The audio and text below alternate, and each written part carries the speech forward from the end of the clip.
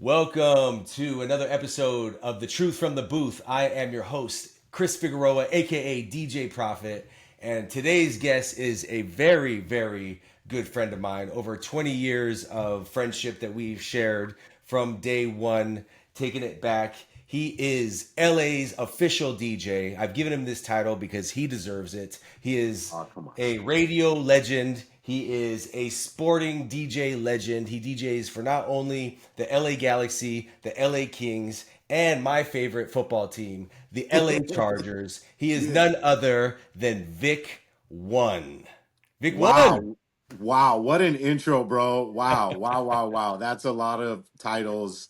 Thank you. Thank you. Thank you. That's awesome, man. Thank you. I appreciate it. You're Right very on, welcome, man. man. You have earned it.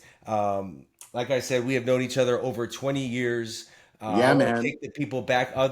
You have all these accomplishments and accolades and career resume, but I want to take the people back to Yeah. day one, where DJ Vick One was born. Not vegan, but DJ Vick One, when you Yeah. decided that this was going to be the career that you chose to follow your life's path and continue on to have all of this wonderful, beautiful success. Yeah, I'll keep it pretty condensed, but get to the point, get to the story as well. So I would say early beginnings were probably like 13, 14 years old. There was a kid I used to go to school with. His DJ name was Boy Blue. And he was like, we were probably like 13, 14, and in Glendale, California, there's Astros, right? So at the time, he had won. Oh, okay, there we go. Yep. So he had won a DJ battle back in like, the 90s. Like we were like kids, right? And so I got invited to go to his house one day and see like his rig, like his techniques. And then he had won a mixer for like a scratch slash DJ battle. And so those were like the first inklings or like sights of like, yo, turntable DJ, right? So I was probably like 13, 14, and then saved up enough money to get my actual rig at 17. And then, yeah, man, just kind of took off from there. Those were like the early and the first couple of years of me DJing, like people I went to high school with, they didn't even know I really DJed because I was really just practicing to learn how to scratch, learn how to like actually blend, like put two records together. So, people after high school were like, man, I didn't really I kind of knew you like were into music, but not like that. So, yeah, man, those were the early days for sure.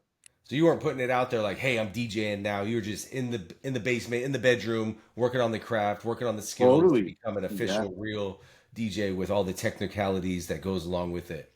Yeah, because I was already going to like hip hop shows probably around 16, 17. Like my first show was Alcoholics when I was like 15, 16 in Glendale's on Stars on Brand. You know what I mean? Like Yeah. super random, like Alcoholics in Glendale, right? So it started like I was seeing it happen live too. I saw Dilated Peoples early, early for me at least, and Jurassic 5. I used to go to Fat Beat shows, anniversary shows. So I was definitely around it in high school, but I knew I needed to get to a certain level before I could even say, hey, I'm a DJ, because it was just like, man, you just got turntables, chill out. And in high school, there was a gang of DJs. Like I went to school probably with probably 10 to 15 DJs. Oh It wow. was either you played like house music, mainly turntablists, but yeah, I went to school with a lot of DJs or people that if they didn't have a setup, the one homie that did, everyone would go over and kind of cut it up. It was definitely a thing. It wasn't I was the only guy doing it. There was a lot of DJs in my high school for sure. And that was in Glendale. What high school did you go to? Glendale High School, bro, home of the Yeah, bro. Nitros. Yeah, Glendale High School for sure. Nice. And do you remember your first paid gig? Yeah, I would say it was probably like it was a house party, probably like no more than $50 or something. And I had my first setup before techniques. I don't even know if you remember. There was like a startup kit. It was called the Next. it was orange turntables with this little random mixer. I had that probably not even 6 months before I was like, nah, I got to upgrade. But I did like a couple parties on the next DJ Yeah, DJ in a startup box kit. setup. Yeah, yeah, yeah. I I had one literally too. Mine DJ. was the Gemini DJ startup kit. Yep. Two Hey, belt drive turntables, an amp, yep. a PMX 16 Scratchmaster, and two speakers were my DJ in a box setup. Yeah, and that didn't last. Not yeah, it wasn't 6 months before I was like, yo, we gotta Yeah, upgrade this thing. once you touch techniques, it's like it's a wrap. You can't like it's so much It's of an butter. upgrade. Yeah, it's butter. And literally, I've had the same techniques since then. Oh wow, yeah, they're I've tanks. They last forever. I would too. yeah, But mine got stolen. that Boo! hurts You my remember heart, that? man. Yeah, that Now hurts let's my talk heart. about okay. So you went from high school DJing, and let's talk about your career path moving into radio. How did that come about? I do remember seeing a picture of you at a very young age in the studio. I think it was an overnight when Big Boy was originally doing overnights, right? So Yeah. you were a big radio fan. How did that come about? And talk to me about that journey. Yeah, so before DJing, funny story about that. My sister had called up Big Boy at nights because he used to do this thing called like Fat Five at 9 or something. So she called and left like a message like, "Hey, I want to," because you could come up and like host the countdown with Big, right? So yeah, that was even before I was DJing, bro. I was probably like 14, 15. Oh wow, No, no, I wasn't even in high school yet. yeah, you're probably like 14. 12. I remember the picture. You were just a baby, bro. Yeah, I was probably 14. I was 14. And so my sister, so I went with my sister and we did the countdown. I have the file somewhere. I converted Oh it from wow.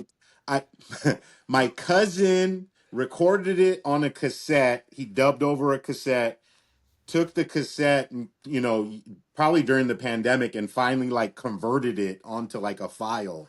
And that's somewhere. I don't know. But yeah, it's like me, like, yeah, and then this is Michael Jackson now coming in number 4. That needs to go on the next Do You mixtape.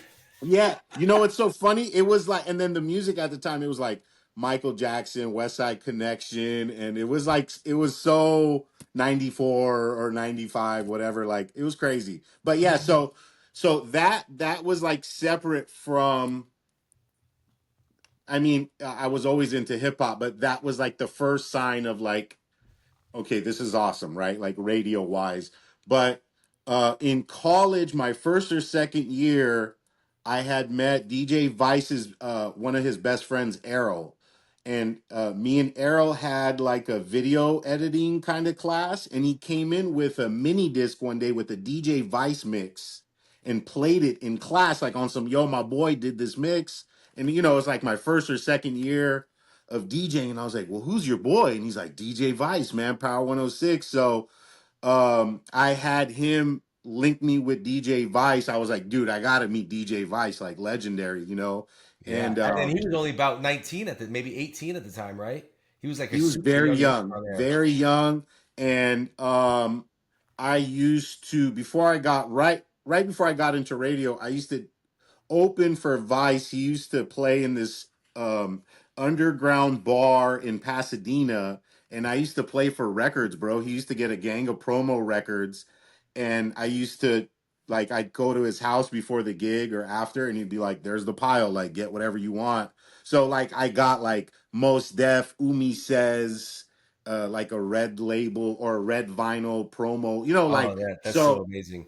so I did that and it was like an underground party. Like it wasn't jiggy stuff. It was just like, raucous records and like just cool stuff. So man, I probably did that for, I don't know, a few months. And then I asked him if I can get onto the street team at Power. And he literally like one day just walked me in to Biff Compos and was like, dude, you need to hire this dude. Shout out to And Biff. then shout out Biff, man. Biff, the game changer. So yeah, DJ Vice, man. Shout out Vice. Vice like walked me in, but it was walk you in, and then here you are in promotions, right? But everything else was kind of separate. Meaning like he definitely got me in the building, and then it was like what I needed to do in the building, you know? Right. And I think that's the thing with radio. And they tell you when you get there, like, listen, you have this opportunity, you're here, you're on promotions. Now, what are your aspirations? All Yeah, the yeah, availability is here to earn if you play your cards right. Right. yeah, yeah, And let's talk about those early flavor unit days. yeah, for sure. Man, some amazing, great times. I came on. How many years was it after I came on that you were there? Probably a year or two. I was there for a while, P. Yeah, because I was at, you were like the OG there. You kind of when I came in, I don't know how you felt about me, but I felt about you like, yo, this guy's dope. I felt like we hit it off right away. You kind of gave me the insights onto who's a hater, who's cool. Watch your back here. Don't do no, I this. never did Do that, did this. I? I never did that, did I? No, Oh, you definitely filled me in on what to do and what not to do. I yeah, think we had a lot of great events that we did together. A lot of these high abs- schools that we rocked together. yeah, I look back at that as some of my fondest memories in yeah, radio. absolutely. Even Yeah. after getting on air, like nothing was as fun as the street team flavor unit. Am Yeah, I and right in saying that? yeah, no, and a lot of the stuff that I learned being at a 7-Eleven on a Sunday at like 8 a.m., right?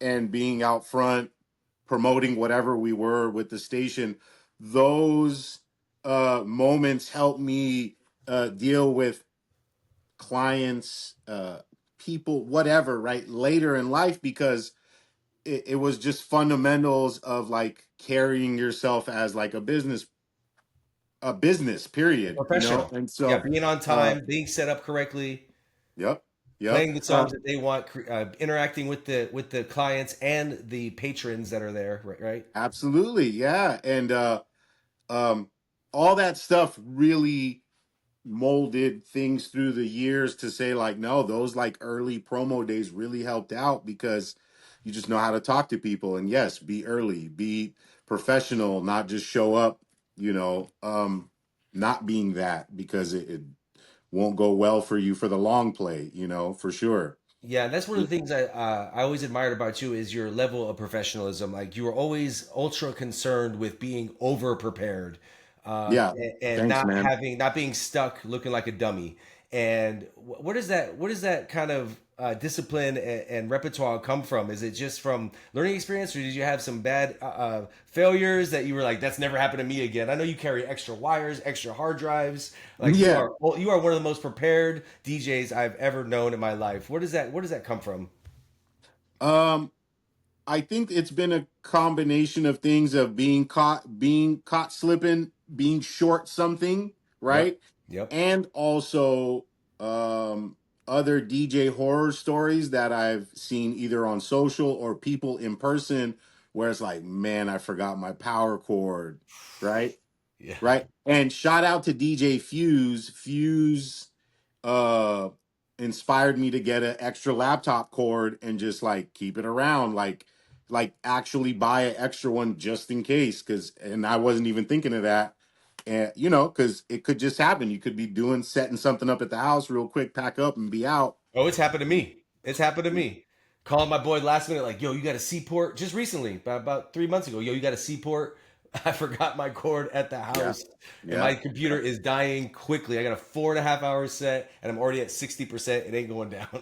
yeah, yeah. So I would say it's a combination of like um having a couple hiccups here and there, and then also like people's horror stories, and then in my head going like, yeah, okay, we're not doing that. Like we got to be ready for whatever pops off, because again, like you could be one USB cord from not getting paid.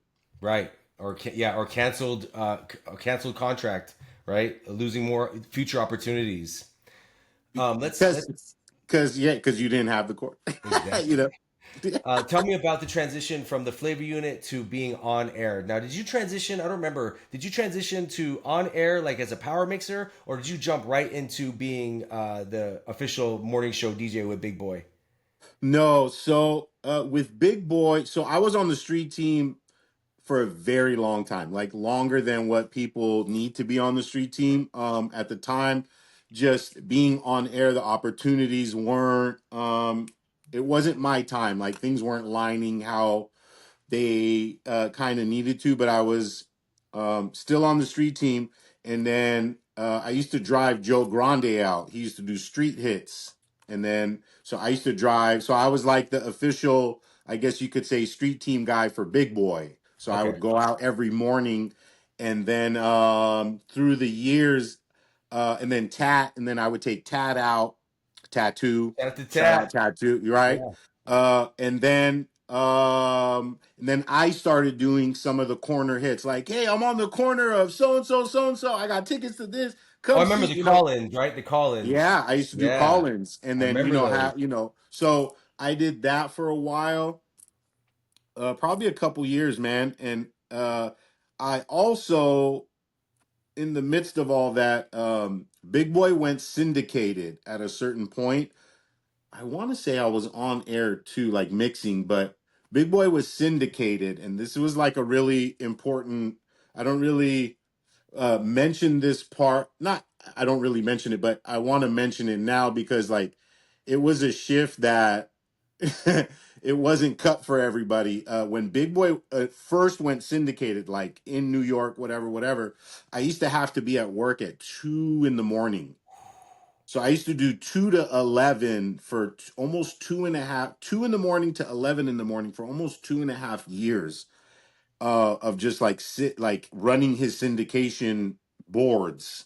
And that was like, you never, the time never becomes normal. You know what I mean? Yeah, yeah. You never adjust. Once that night shift, your circadian rhythm is off. The sleep is off. Yeah, Your body is off. Your mind is off, and you have to totally. be at So, full functioning in the middle of the night when people are usually getting their REM. Right? yeah, absolutely. And yeah, so that was probably 2010, 2011.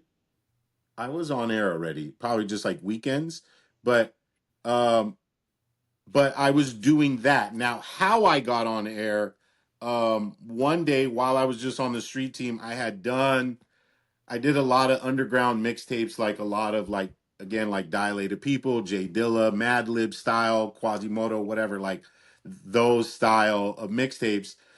Then I started doing like party mixtapes, and then I remember handing Felly one day, and he like was looking at the track list, like a CD track list, and was like, "Man, I'm gonna listen to this. Why aren't you on air?" And I was like, "I don't know. You tell me." And he's like, Right. He's in charge. "Well, but it just was the timing again. It just was the timing wasn't right." So long story short, Felly is the one that like totally was like, "No, we need to get you on air. Like you're tripping." And so yeah, man, shout out to Felly Fell because he really um was a key part in making that a thing. And so yeah, I just very slowly started on doing like the Cali Caliente mix weekends, Yep. Yep. and even like or like the 12 days of Mixmas where it'd be like the theme mixes of just like, all native tongue or all whatever, um Rockefeller Records or whatever the theme was. Yeah. So yeah, man, I and then I did weekends for a really long time. One shift, two shifts, picked up a bunch of shifts. Then I would fill in on the morning show here and there, because those were like really big shoes to fill in. So that didn't come till like my later days at Power, but because like filling in for E-Man, that was like a very big task, Yeah. A lot of pressure. a lot of pressure. But yeah, I mean, I did weekends and covers for a really long time, man. Like a really, really long time for sure. And then eventually, Big Boy went to the new radio station in LA, Yeah. and you went, and he brought you with him. How did that phone call go down? Right. So my like last few years of Power, probably like 20, well, it was 2013, 2014.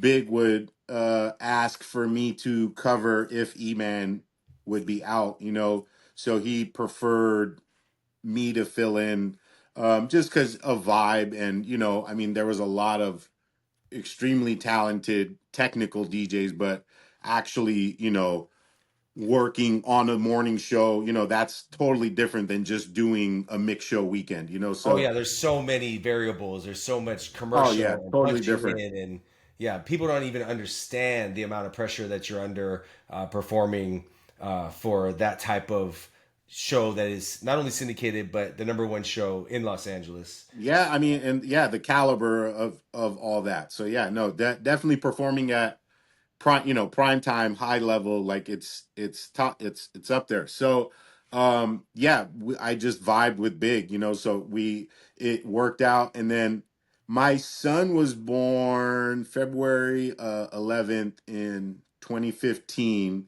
And Shout out to Sati. yeah, what up, Sati? About to be 10, crazy. Wow. uh, and then so yeah, I had gotten a call, um like, hey, well, one morning I was out driving and I heard Jay Cruz on the morning show, right? And I remember going like, Big's never, like, even if Big takes time off or whatever, like you're gonna hear Big, like it's like, and so it was weird to hear Jay Cruz on the mornings, which I just knew something had happened that morning and I didn't know what. And then maybe like a week or two later, I had gotten a call like, hey, news station, Big's going, you know, um, do you want to join Big? Big didn't call. I had, because there was so much things going on, so it was someone else called and the whole. So my son was just born. I was just doing just weekends at Your part-time Power. thing. Yeah, it was super Yeah. part time, and I was like, if I don't take this leap, you know, when are you going to get this kind of opportunity again? So yeah, man, I jumped on it, not knowing, what it was going to be. It was just like, let's give it a shot. Like, let's go. So yeah, that was 2015. Yeah. Now, after during that and after that, what sporting? How did you enter into the sports world? Because that's not an easy world to get into, Yeah. and you kind of are running the gambit of all LA teams. How did that come about? Was that through more events and basically? I know it's from you being a professional and being on point. But what was the first experience of that? I think it was the Galaxy, right? That was the first team you were working with. No, it was Oh, it was with the Kings. okay, So we got to go back to like almost 2006 or 2007, and I met this cat named Jonathan Lowe. We used to call him J Lo. And Jonathan Lowe, I had given him my card, or I had taken his. We had exchanged cards, and he worked for the Kings. We were He showed up with Joe Grande for a Joe Grande event in the morning. He was like part of putting this event together, and I had met him.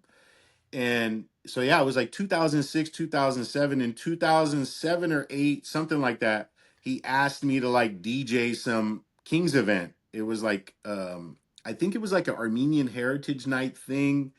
And then from there, I had done events with the foundation that they have with another good friend of mine, Jennifer Pope. So I was doing a lot of like community events, smaller, just like events other than like in-game stuff for the organization. So I was around them from, I would say, 2007, 2008, early days of just doing, and then fan fest stuff started coming about probably like 2011, 2012, and then I became the in-game guy probably the Stanley Cup year, 20, like the 2014 year, when they took it to the nice. cup. And did Yeah. was there a DJ before that? It was just the organ player, right? Was there a It DJ? was No, it was just the organ player, Dieter Rule, and he used to do, or does, organ and the whole game. Yeah. So you are the OG LA Kings DJ. If you want to label as because Dieter's like the music guy, but if you want to say like DJ, how we DJ, Yeah, I would yeah. say yes. Then yes, yes, yep. Beautiful. And then Thanks, man. that led to the Galaxy and then Yeah. Chargers. So Because Chargers were at yeah. the same So stadium, right? what's that? Because the Charger and Galaxy were playing at the same stadium at one point. Right. So 2014, I started Kings. 2015, I started Galaxy. Um, I had a dear friend, again, Danny Zollers, rest in peace. He was my boss at the Kings at the time, around 20. He's the one that brought me inside. So I went from like 2014 inside Kings, and then he was like, "We got to get you at Galaxy because it's the same. It's under the AEG umbrella, and same thing at Galaxy. They didn't necessarily. They had people doing music, and I believe there was one other. I believe there was another DJ guy, but from what I heard before was it was just kind of like the sound guy would come in and have stuff and do it. So it was like the actual audio guy also playing music. So I started that 2015 in game, and then Chargers came in 2017. Nice. And do you Yeah. have a? Uh, I know you're not you are a sports DJ and you are not, but not a sports guy to say. Now, do Not you not a yes. Yes. now do you have a favorite place or team that you're playing for with just the energy in the building? You play at Crypto, you play at SoFi now, and the Galaxy Stadium. I don't know what it's called. What is it called now? Dignity Health Sports Park. Dignity Health Sports Bar. What vibe is most fun for you? Not to just sound so like politically correct, but they're all different. It's They all are. different. Yeah, so like hockey energy is totally different than soccer energy, is completely different than football energy. So they all kind of have like their own unique thing, right? It's like at a hockey game, you can catch a sick fight, right? And then Yeah. at a soccer game, the crowd could be going nuts, or like it can be like this crazy goal, or last minute something happens and the place erupts. And then a football game, like, is a football game. Like there's so many variables in that. So it's all different, it really is all different. But like, yeah, I love, just to be clear, like I love sports, but am I a fanatic of any of the sports? Just sports in general, no, but I am I understand sports enough that I love it in that sense. But Yeah, yeah, and you know how to manipulate the energy and feed off of the energy from the crowd to play the right songs at the right time to get yeah. people going. And that's something that, the really great DJs, no matter if it's a sports team, a sports game, a nightclub, or a house party, they know how to trigger those emotions out of people. And that's, that goes to say towards your talent and being connected with your audience. Yeah, and I did clubs for a long time as well. Like the whole, I didn't just do radio. I did Right. clubs for a long time. But sports and clubs, or sports and radio, it's a whole different world. So Yeah. getting into the sports world, there's music that only makes sense in the sports world. There's a lot of things, people, literal music, meaning like, Um, it's if you played like it's Friday night or something on a Wednesday, it's like someone would kind of be like, "But it's Wednesday," Yeah. and I feel someone's the same way. no, but like Yeah. all the literal things. If um, okay, let's say in football or really any sport, if the referee or they need to like take a time out to like look at a play, right? It's like there's music for that. Tell me something Yeah, good, yeah, yeah. right? There's It's yeah, like there's theme music. It's like theme music. that's a literal thing to go with that. Or like if an extra point is being kicked and the kicker misses it, right? And then you hit the little, oh no, Yeah, yeah. oh I've heard. no, I've no, right? It's definitely like, heard you right? manipulate the soundtrack. Yeah, which is an amazing skill set, my man. But no, Um, but I've also had to like learn that, like people have had to teach me that as well. It's like I didn't just magically come up with all those little quirky things. Those are things that are in the sports world, like those are things that are like the backbone to a game essentially. Is like, nah man, you gotta have these elements to songs to complement the element of something that's happening. yes. So I want to talk about. This is you have a lot of high profile events and opportunities here as a DJ, which is a lot of stress, a lot of pressure on your mind. And you talked about the early mornings, the overnights. That was not easy to do. I want to talk about some of the things that you do to take care of your mental health during these times and as a DJ, because also often we see, DJs crash out, not living a healthy lifestyle. God rest all the souls that we've lost as of late Yeah. and forever, because of the lifestyle that hip hop in general, entertainers in general don't, with world tours and diets and not a lot of me time. What are some of the things that help you keep level headed and sane in an insane world? Uh, this is gonna sound crazy, but like not touching music, like if I'm not doing it, if like coming up, I'm gonna have like a week off, right?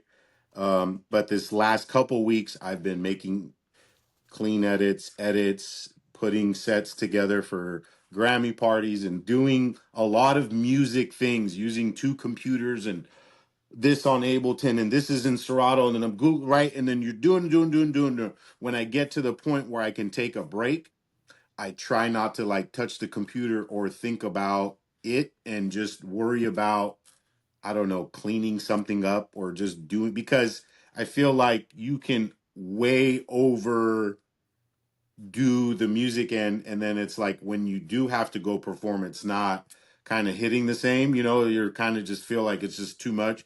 So I don't know, for me, I've just realized to just fall back from it. Knock out. Yeah, just don't like turn on the computer. Don't, I mean, I'm always listening to music, like if I'm in the car, not always, that too, like after gigs. Silence. um yeah, silence. Yeah, that too. Like sometimes, not even sometimes, more times. But when I'm in the hunt for music or ideas or whatever, yeah, I'm constantly just whatever, Spotify, Apple Music, this, that, YouTube, and looking up charts and, really in-depth notes. And, I get, it's like homework, like I'm really in it, but to get away from it, yeah, I try not to touch it, watch like really bad reality TV, like really zone out on, And you also like, have children. We mentioned Sati earlier. You also have a daughter and a wife. yeah, And yeah. I have like a fam. So being, going to my son's soccer game, taking him to his Krav Maga, taking my daughter to, like being a dad as well. And then, when it's time to touch the music, like, yeah, let's get to it. But I think stepping away from it, because it's like, yeah, we DJ, but like, man, you gotta be a human too, like I like cooking, yeah, I yeah. cook, you know what I'm saying? So like, yeah. I love I that. think stepping away from it is my point. Yeah. Yeah, and be able, yeah, because it is such a overwhelming, like you feel like, if you're not top of mind, you may lose opportunities. It's such a like I felt like the DJ game has become such a thirsty, hungry hustle that a Yeah. lot of times people don't actually take the time to reflect and take some time off and chill out and take care of themselves. So big ups to you for having that, being able to find that balance. Uh, I try because I don't want to burn out. Like Yeah. I want to still like love it, and not just say, "Oh, I'm just working." It's like, "No, I love doing this." Like um I love it. Yeah. I clean my own music. I put that time to my craft. Where if it's a record, but the clean edit is still very like risky, right? Yeah. Like I'm gonna clean it up. If it's a banging record, like I'm gonna clean it up to make sure, like, damn, he really played that at the game. Right, because Like, even if it sounds like a subliminal message in reverse, you're still getting the vibe. no, but I'm like, no, but I'm not even doing the reverses. I'm really taking the lyrics out, adding some kind of instrumental under it, and filling in the gaps. Oh Like I'm wow! Oh really wow! making, no, I'm making my own edits, man. Like we're on the radio essentially. Yeah. Speaking of that, do you see? So you've got all this going on. You've come so far in such a short amount of time, being still a younger guy. Thanks, And man. yeah, younger than me anyway, but still in the prime of your DJ career. Where do you see yourself going in the next 5 to 10 years? Because a lot of people don't have a plan; they're just in the moment. And I've seen your evolution firsthand, move from humble beginnings to superstar stadium stuff. Where do you see yourself going? You mentioned edits. Do you find yourself maybe putting out, producing records or creating sports edits for other sports DJs? Like, what do you see yourself Um, doing? I think so like couple short-term goals. I really wanna, if the opportunities ever present itself, um in When the they next present couple themselves. years. Huh? When they present themselves. When they present themselves, you're right. Olympics, I want to do some Ooh, Olympics. I want to do the FIFA, like the World Cup stuff that comes, when it's coming to LA. I definitely want to, uh, hopefully, something in that space for like the next couple years. But I would say the longer play, I always kind of want to have my hands in the sports stuff in some way.